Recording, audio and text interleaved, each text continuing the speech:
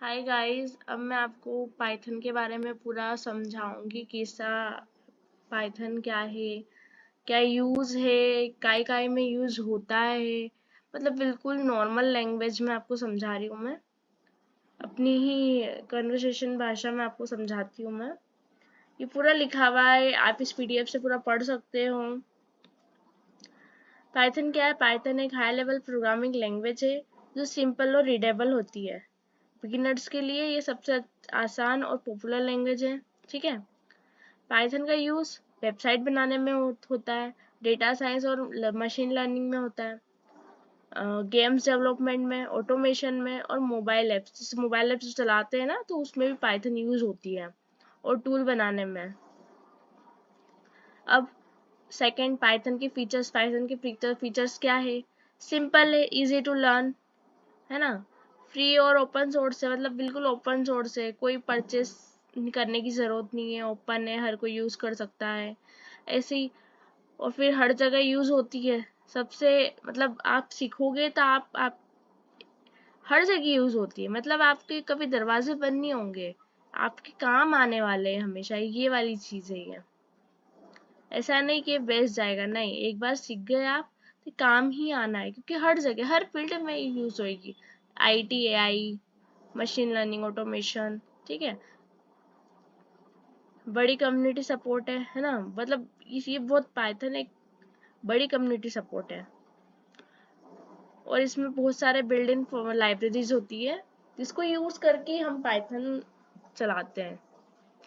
अब पाइथन का पहला प्रोग्राम, तो ये पहला प्रोग्राम हो गया हमारा प्रिंट हेलो पाइथन। जैसे हमने हेलो वर्ल्ड करा था ना, वैसे ये हेलो पाइथन है।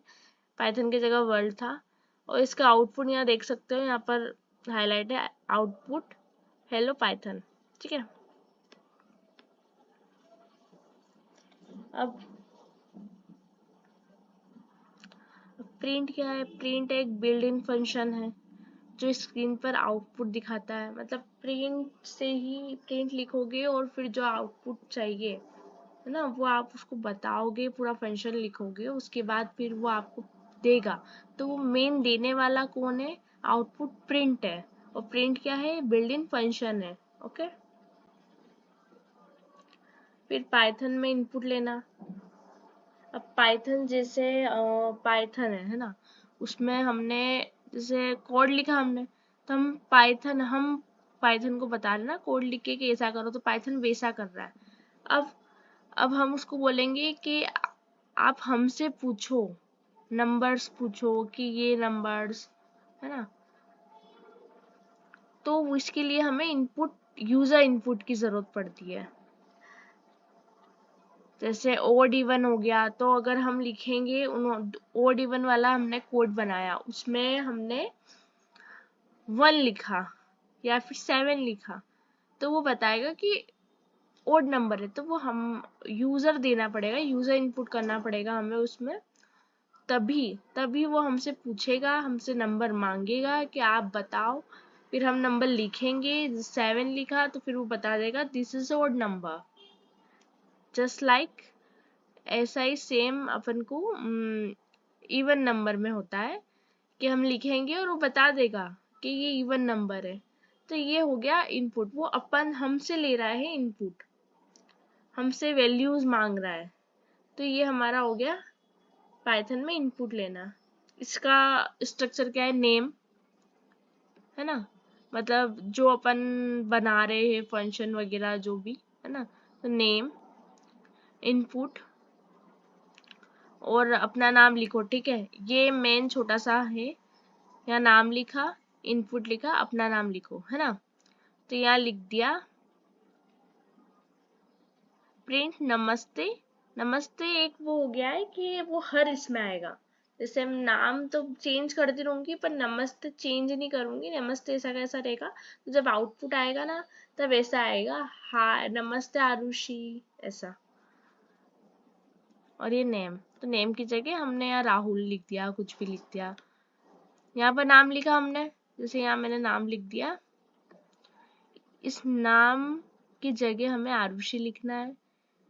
फिर नेम, इनपुट, इनपुट के अंदर नाम, है ना। तो हमें यहाँ पर प्रिंट करवाना है तो हमें नेम लिखना पड़ेगा, क्योंकि नेम प्रिंट होगा तभी आरुषि नमस्ते आरुषि आएगा।